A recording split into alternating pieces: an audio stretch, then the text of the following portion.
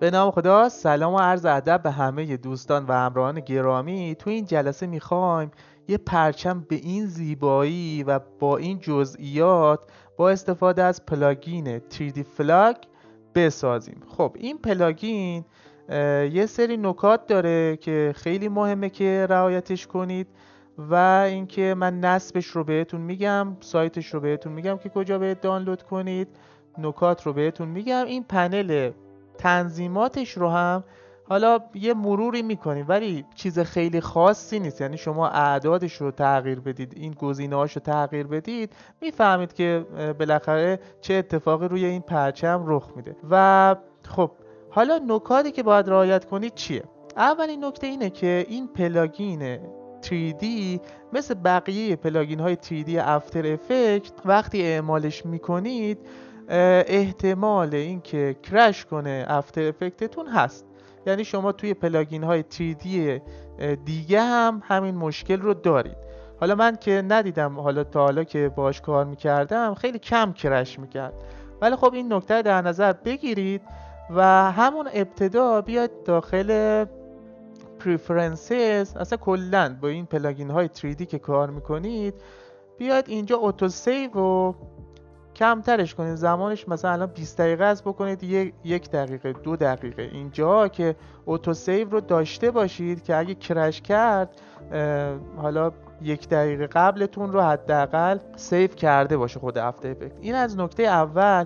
نکته دوم که خیلی خیلی مهمه اینه که حالا جزء باگ های این پلاگینه، وقتی که با خود پلاگین، نه داخل خود افتر افکت، وقتی که این تنظیمات خود پلاگین رو تغییر میدید نباید کنترل زد بزنید. اگه کنترل زد بزنید دیگه پروژهتون به فنا رفته، یعنی خودش کرش میکنه میاد بیرون و کلا افتر افکت بسته میشه. حالا وقتی هم که اومد بیرون 2 تا گزینه بهتون نمایش داده میشه که حالا اونها رو هم من توضیح میدم. اول بریم که این پلاگین رو من بگم کجا باید حذفش کنید، چون یه موقعایی که حالا کرش میکنه یا همین کنترل زد رو که میزنید باید برید پلاگین رو از بیخ و بن حذفش کنید و دوباره نصبش کنید. به خاطر همین من الان حذفش رو هم بهتون میگم که دیگه حالا آموزشمون کامل بشه. خب برای حذف کردن پلاگین میاد توی درایو سی، پروگرام فایل، ادوبی و حالا نسخه افتر افکتتون هر چی که هست رو انتخاب میکنید، ساپورت فایل، میاد داخل بخش پلاگینز. اینجا میبینید زاکس زده. این رو که پوشش رو که دیدید اینو کلا پاک کنید، این پلاگینه پاک میشه. اینو که پاک کردید داخل بخش داکیومنتتون هم یه پوشه‌ای وجود داره به همین اسم، یعنی زاکس اینجا هم هست. این رو هم پاک کنید دیگه از بیخ و بن پاک میشه. حالا نصبش رو چطوری انجام بدید؟ نصبش خیلی راحته بچه‌ها. من این پوشه نصبش رو هم داخل حالا کانال تلگرامم میذارمش و هم فکر کنم حالا اگه مشکلی داخل یوتیوب پیش نیاد، چون الان سایتی که میخوام بذارم سایت پرشین جی اف ایکس که حالا نرم افزارهای قفل شکسته رو اونجا میذاره. اگه مشکلی نداشت داخل توضیحات همین ویدیو لینکش رو میذارم، ولی اگه مشکل ساز شد دیگه داخل خود گروه تلگرامیمون هم فایلش رو میذارم و حالا هر چیزی که نیاز هست رو اونجا گذاشتم دیگه. این فایل رو که در اختیارتون قرار دادم خیلی راحت روی این دابل کلیک کنید، یس بزنید، اینجا تیک حالا این رو بزنید، اینستال رو که بزنید دوباره باید وارد همون بخش بشید، یعنی وارد دیسپیسی تون بشید، درایو سی، پروگرام فایل و ادوبی، افتر افکت، ساپورت فایل و بیاید همون بخشی که حذف کردید پلاگین ها، همین روی پلاگین کلیک کن، اوکی رو بزنید، این رو هم بزنید یس، ساب بدید که نصب بشه. نصبش خیلی راحت بود، این کویت رو بزنید دیگه، حالا یه صفحه باز میشه ببندیدش دیگه. الان نصب شده. خب ببینید باز که کردید این پلاگینه تو بخش افکت میاد، افکت اند پریست آخرین هست، چون زد هست آخرین. اینجا 3D فلگ رو میبینید. من اینجا یه کامپوزیشن میسازم. خب برای اعمال کردنش باید شما بیاد اینجا یه سالید اینجا اوکی کنی، حالا هر رنگی هست مشکلی نداره، و بعد بیاد این پلاگین رو بندازید روش. به همین سادگی میبینید که همچین حالا پرچمی رو در اختیارتون قرار میده حالا من یک کمی از بخش ترانسفورم اینجا میتونید که جاشو عوض کنید دیگه. اینجا پوزیشن X، پوزیشن Y، حالا روتیشن و اینا همگی اینجا وجود داره. خب این از پرچم ما که همین پیش‌فرضش این شکلی است. الان مثلا من میخوام پرچم‌های مختلف رو بهش معرفی کنم. کافیه بیاید حالا هر عکسی که اینجا دارید، هر پرچمی که اینجا دارید بیارید اینجا بندازید، چشمشو بردارید، وارد خود تنظیمات خود پلاگین بشید. از این قسمت بیاید پرچمتون رو بهش معرفی کنید به همین زیبایی و خوشگلی. میبینید که این پرچم رو فقط داخل نرم افزار 3D این شکلی میتونید بسازید و دیگه نیازی هم نیست داخل افتر افکت. من دیدم ترفندهای مختلفی میزنن برای ساخت پرچم و اینا که به این تمیزی هم نیست و دیگه نیازی به اونها نیست. فقط از همین پلاگین کافیه استفاده کنید. یه خوبی این پلاگین چیه؟ اینه که خودش رو مچ میکنه با اون عکسی که دارید. مثلا الان اگه من بیام اینجا این عکس حالا میبینید مربعی تقریبا، این رو بهش بدم میبینید که پرچمم مربعی میشه، یعنی خودش رو کامل وفق میده و هیچ اضافاتی هم نداره. نکته دیگه که وجود داره، بعضی از پرچم‌ها رو اگه شما دیده باشید، مثلا حالا پرچم چه میدونم دزدان دریایی و اینا دیده باشید، یکی اینجا پاره پوره هست، اینو هم شما میتونید ایجادش کنید. یعنی خیلی راحته. مثلا پرچمتون رو وارد فتوشاپ کنید. خب وارد فتوشاپ که کردید، پاک کن رو بردارید، اینجا رو مثلا پاک کنید، همین پاک کردن عادی، و همین رو سیو بگیرید دیگه. خود پلاگین این برش ها رو هم مد نظر قرار میده. یعنی خواستم بگم که این چیزی هم که خواستید ایجاد کنید، پاره پورگی رو خواستید ایجاد کنید، فقط پرچمتون رو وارد کنید، با پاک کن اینا رو پاک کنید و سیو بگیرید. مثلا من اینجا کنترل اس بزنم که سیو بگیره و این فایلمون بود دیگه. اینو وارد افتر افکت که کنید، حالا به صورت فوتیج هم باشه، یعنی هیچ مشکلی نداره، به صورت لایه هم نمیخواد باشه، و بیاد داخل پلاگین این رو بهش معرفی کنید. میبینید قشنگ اون پاره پورگی ها رو هم داره الان انیمیت میکنه دیگه. خیلی جالب شد. و یه کمی من چون الان چند تا نرم افزار رو باز کردم این کند شده. کلا 3D افتر افکت یه کمی کند هستش. خب این از نکات اولیه این پلاگین. بریم سراغ تنظیماتش. حالا من یادم بمونه اون کنترل زد رو هم بهتون میگم که چه مشکلی براتون رخ میده، اون رو هم براتون اجرایی میکنم. یه کمی من این پنلم رو بزرگتر کنم. من این پرچم رو عوض میکنم، اون یکیه یه کمی بزرگتر بیشتر میشه روش مانور داد. و خب بریم سراغ تنظیماتش. ببینید گفتم که خودتون با تغییر این پلن ها میتونید که حالا بفهمید چی به چیه.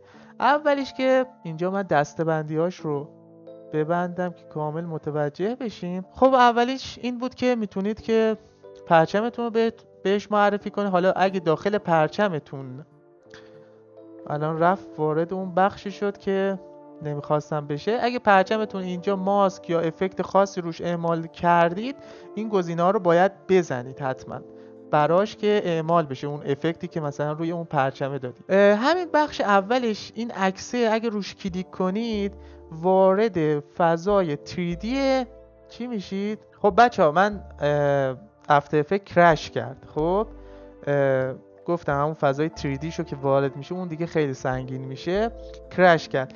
حالا اینجا ببینید با همون کنترل زدی که میزنید این شکلی میشه. یعنی کنترل زد هم که بزنید خوب شد این الان اومد. همینجا دیگه توضیحش بدم بهتون. کنترل زد رو که میزنید از برنامه میاد بیرون. دوباره که افتر افکت رو بازش میکنید این دوتا گزینه بهتون نمایش داده میشه. اگه گزینه این کیپ اینیبل رو بزنید هیچ مشکلی نیست، افتر افکت باز میشه و اون پلاگین هم هست، دوباره میتونید اجرایش کنید. اما یه موقع اگه اومدی این دیسیبل افکت رو زدید چه اتفاقی میفته؟ کلا پلاگینه حذف میشه از داخل افتر افکت. و الان من این گزینه رو میزنم، چون این گزینه رو بزنید هیچ مشکلی براتون ایجاد نمیشه، دوباره میتونید اوکیش کنید. این گزینه رو حالا یکی اومد این گزینه رو زد، چیکار کنه؟ مثلا اون پاک شده و اینکه از داخل افتر افکت اینجا نشون داده نمیشه، ولی پوشش داخل بخش پلاگین ها هست. ببینید اینجا الان میبینید دیگه آخرین اون پوشه 3D فلاگ حذف شده. و بعضی اوقات حالا اینجا اگه بیا، چون این مربوط به تنظیمات خود افتر افکت هستش، اگه بیا تنظیمات رو ریست کنید، چون پوشش داخل بخش پلاگین ها وجود داره، اینجا بهتون نمایش داده میشه. ولی اگه نمایش هم داده نشد، علاوه بر ریست تنظیمات افتر افکت، نرم افزار رو هم باید از بیخ و بن پاکش کنی. ولی خب من با ریست تنظیمات شد دیگه، یعنی کارم اینجا با ریست تنظیمات ایجاد شد. میگم اگه ریست تنظیمات هم کردید برنگشت، یک بار پلاگین رو از بیخ و بن حذف کنید و دوباره نصب کنید، اوکی میشه. آره بیاید توی بخش استارتاپ ریپیر، اینجا ریسیت آل پرفورمنس و اینا رو بزنید که اوکی بشه. میگه که باید از افتر افکت بیاید بیرون و دوباره که وارد افتر افکت بشید، تنظیماتتون کلا ریست شده. یعنی اینو بدونید که حالا هر تنظیمات ورک اسپیس و اینا رو اگه اوکی کردید، این تنظیمات کلا پاک میشه. میبینید الان همون پنل اول و اینا رو بهم نشون میده و اینجا میبینید اون 3D فلاگ بهتون نمایش داده میشه. پس اینم از این نکته خیلی مهم که حتما مد نظرش بگیرید. من اینجا یه کامپوزیشن باز میکنم، بریم دیگه تنظیمات رو سریع توضیح بدیم و ویدیو هم خیلی خیلی طولانی شد. خب من اینو میندازم اینجا، از بخش ترانسفورم میام اینجا یه کمی بزرگش میکنم. بچه این کامل 3D هستا، یعنی شما دوربین اد کنید، بخش ترکر افتر افکت همه چیز رو جوابگو هست و کامل میتونید باهاش کار کنید. یه پرچم رو هم من بیارم اینجا بهش معرفی کنم و تمام. این بخش رو گفتم، این عکس رو که روش دابل کلیک کنید وارد بخش 3D خود پلاگین میشه. اینجا چی وجود داره؟ حالا خیلی هم نمیخواد وارد اینجا بشید. ببینید یه سری پرچم‌های آماده وجود داره، مثلا پرچم آمریکا میندازید روی این دیگه پرچم آمریکا میاد. یه سری پرچم آماده اینجا وجود داره، مثلا پرچم دزدان دریایی، همون پارپوره و همین دیگه بندازید روی اوکی. یه سری تکسچر اینجا وجود داره که چیه اینا؟ مثلا برای میله خوبه، اگه بخواید مثلا رنگ میلتون و تکسچرش این شکلی بشه، یا مثلا رفلکت داشته باشه میلتون و اینا، بگیرید بندازید روی این. خیلی چیز حالا پیچیده هم نیست دیگه، همینا رو بگیرید بندازید مشخصه. ولی این پایینش رو بچه‌ای که 3D کار میکنن بیشتر متوجه هستن، من خیلی اینها رو سر در نمیارم واقعیتش. و یه چیز دیگه هم اینجا وجود داره که اینجا میتونید بگید که پرچمتون به کدوم قسمت وصل شده باشه، مثلا لفت باشه یا رایت باشه. حالا رایت بودنش اینجا مشخص نیست، پرچمتون کلا برعکس میشه. یا مثلا میبینید به صورت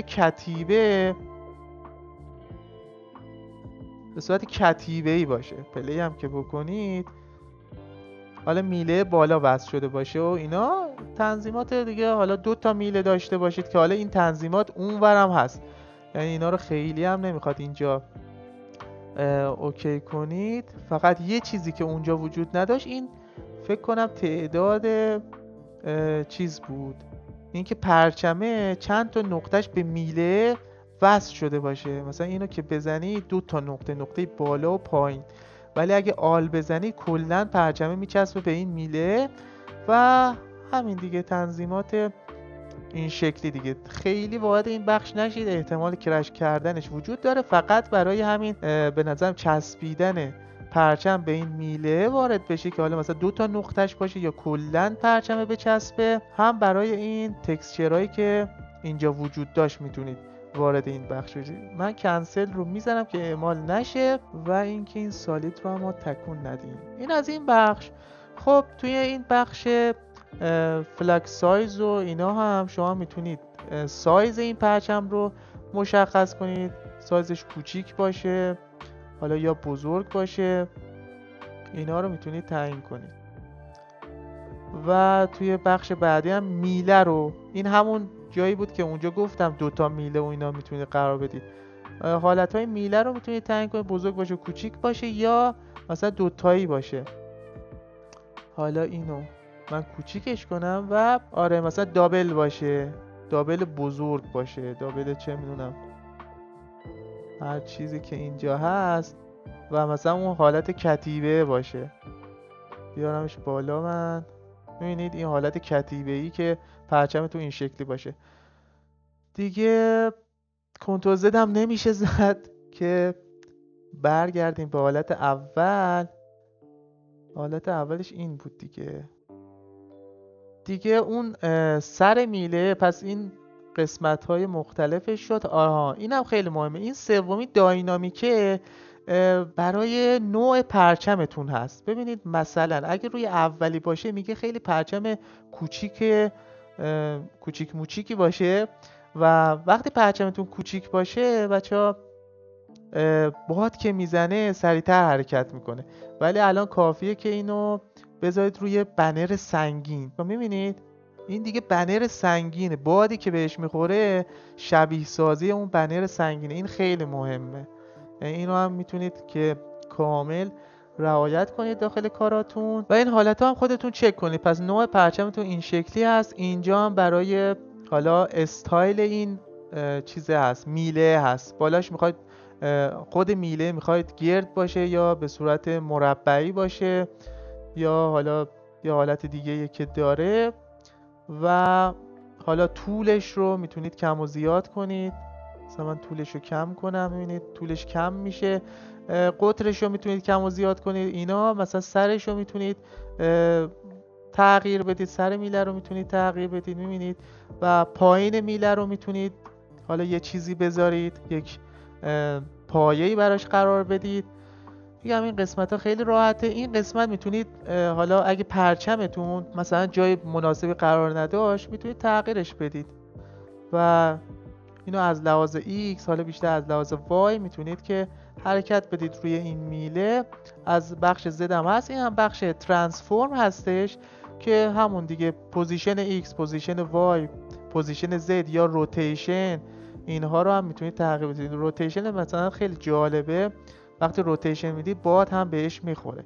و اینکه انکر پوینتش به صورت پیش‌فرض این پایین قرار گرفته و میبینید این پایین قرار گرفته به صورت پیش‌فرض. حالا میتونید تغییرش هم بدید، یا مثلا از قسمت Y یا قسمت Z هم میتونید این رو روتیشن بدید.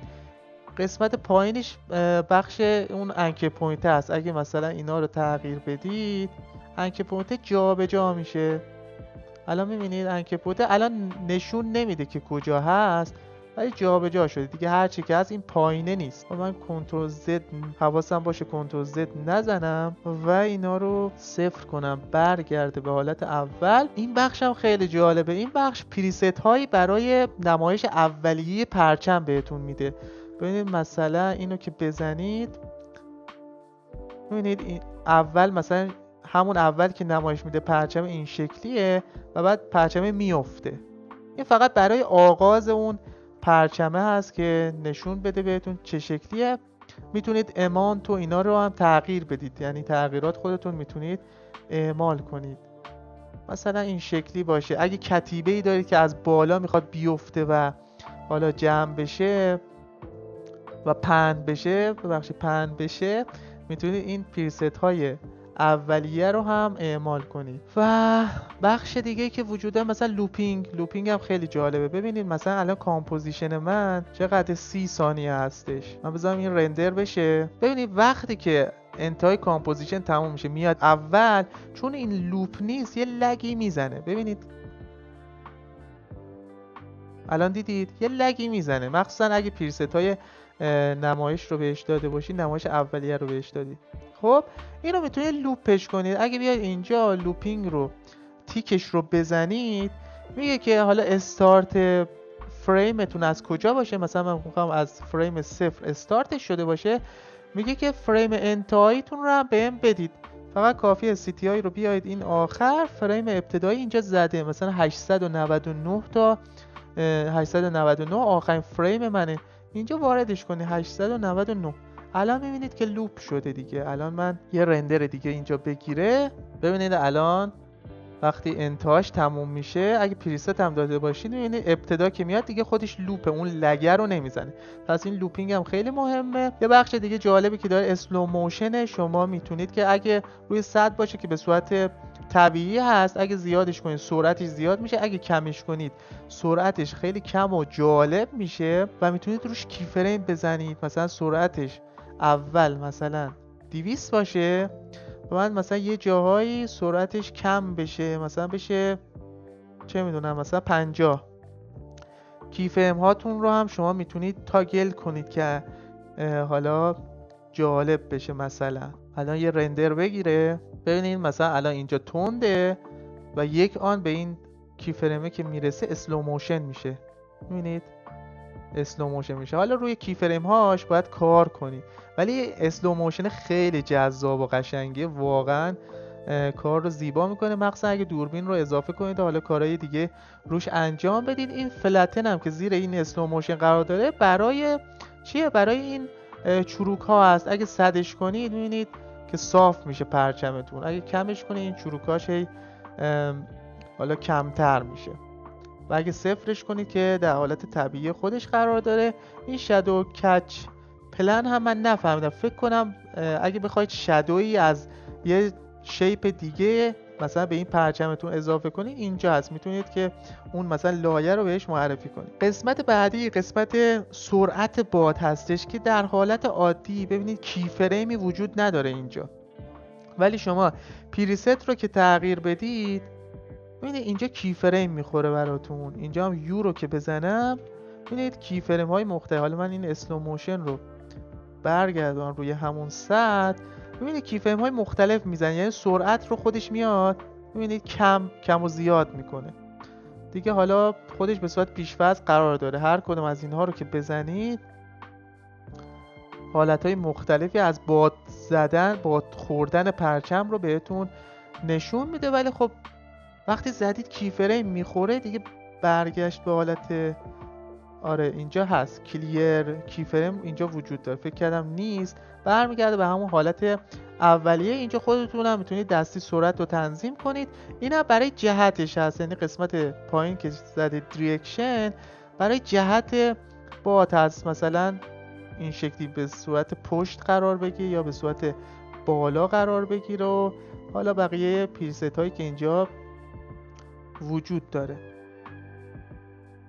همون رایت میزانین باشه دیگه. میزان جاذبه رو میتونید تعیین کنید، گراویتی که گراویتی طبیعی زمین 9.8 هست میتونید کم و زیادش کنید و اینا.